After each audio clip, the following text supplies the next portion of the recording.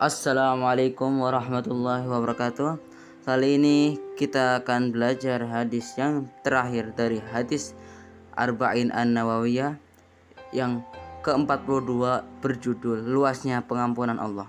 An Anasin radhiyallahu anhu qala sami'tu Rasulullah sallallahu alaihi wasallam yaqulu qala Allah ta'ala ya bna Adam innaka ma da'awtani warjautani ghafartu laka ala ma kana minka wala ubali ya bna Adam law balagat dunubaka anana sama summastaghfartani ghafartu lak ya bna Adam innaka law ataitani bikurabil ardi khotoya sumalakitani la tusyriku bi syai'an la ataituka bikurabiha maghfirah rahu Tirmizi wa qala hadis hasan sahih. Dari Anas radhiyallahu anhu berkata, aku mendengar Rasulullah sallallahu alaihi wasallam bersabda, Allah Subhanahu wa taala berfirman, hai anak Adam, selama kalian mau berdoa dan berharap kepadaku, pasti ku ampuni dosa yang pernah kalian lakukan, dan aku tidak peduli. Hai anak Adam, seandainya dosa kalian membumbung setinggi langit, lalu kalian memohon ampun kepadaku, pasti ku ampuni. Hai anak Adam, seandainya kalian datang kepadaku membawa kesalahan sepenuh bumi, asalkan tidak menyekutukanku, pasti aku mendatangimu dengan membawa ampunan sepenuh bumi pula. Hadis riwayat Tirmizi. Ahamiyatul hadis. Hadis ini hadis yang penuh dengan pengharapan. Ia menjelaskan luasnya ampunan Allah Subhanahu wa taala. Dengan begitu hamba tidak putus asa dengan dosa yang telah mereka perbuat. Walaupun demikian, kita tidak boleh terlena oleh dosa karena dikhawatirkan bisa terlelap dalam dosa dan terhalang untuk bertaubat.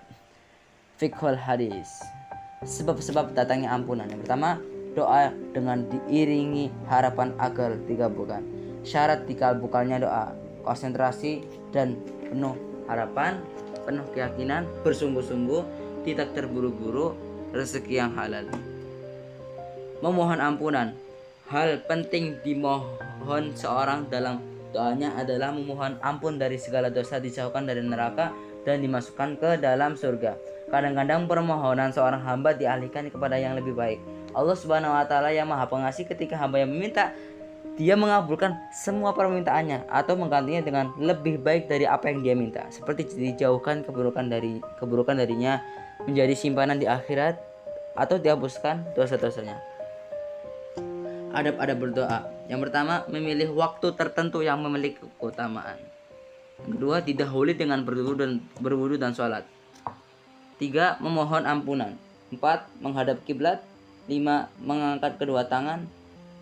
6. Membuka doa dengan pujian kepada Allah dan bersolawat kepada Nabi. 7. Mengucap salawat Nabi di tengah dan di akhir doa. 8. Menutup doa dengan ucapan amin. 9. Berdoa dengan bentuk yang umum, tidak hanya untuk dirinya sendiri. 9. 10. Berbaik sangka kepada Allah dan berharap untuk dikabulkannya doa. 11. Mengakui semua dosa. Yang terakhir, merendahkan suara, meminta ampunan betapa besar dosanya yang telah dilakukan. Sebesar apapun dosa seorang hamba, ampunan Allah tetap lebih luas dan lebih besar dari dosa tersebut. Taubat dan istighfar. Istighfar dan taubat sering disebut beriringan. Misalnya dalam ayat, maka mengapa mereka tidak bertaubat kepada Allah dan memohon ampun kepadanya. Dalam ayat-ayat yang lain, ketika istighfar dan taubat disebut secara beriringan dalam satu ayat seperti dalam ayat tadi, maka istighfar lebih dimaksudkan pada permohonan ampun, sedangkan taubat lebih pada meninggalkan sebuah dosa dan tidak akan mengulanginya lagi. Meminta ampun namun tetap melakukan dosa. Ampunan hanya akan diberikan kepada orang yang memohon ampunan dan menghentikan perbuatan maksiat yang dilakukan. Taubatnya orang yang dusta. Siapapun mengucapkan saya mohon ampun dan bertaubat kepada Allah, namun hatinya masih tetap melakukan maksiat, maka ia telah berbohong dan mendapatkan dosa. Taubat dan janji. Jumhur ulama memperbolehkan seorang yang bertaubat untuk mengucapkan saya bertaubat kepada Allah dan saya berjanji kepada Allah untuk tidak mengulanginya. Memperbanyak istighfar. Sayyidul istighfar. Allahumma anta rabbi la ilaha illa anta khalaqtani wa ana abduka wa ana ala abdika wa wa'dika mastata'tu. A'udzu bika min syarri ma sana'tu abu'u laka bi ni'matika alayya wa abu'u bi dzambi faghfirli fa innahu la yaghfiru dzunuba illa anta. Buah dari istighfar. Seorang yang memohon ampun kepada Allah akan merasakan bahwa ia bernaung di hadapan naungan yang zatnya maha pengampun dan maha penyayang, maha mengetahui lagi maha bijaksana. Istighfar melalui orang-orang yang diyakini tidak banyak berbuat dosa. Orang yang sedih dengan dosa-dosanya bisa jadi akan lebih mempercayai orang yang diyakini tidak banyak memiliki dosa untuk memohon ampun baginya. Berprasangka baik kepada Allah dan meyakini bahwa hanya Dia yang dapat mengampuni dosa kita.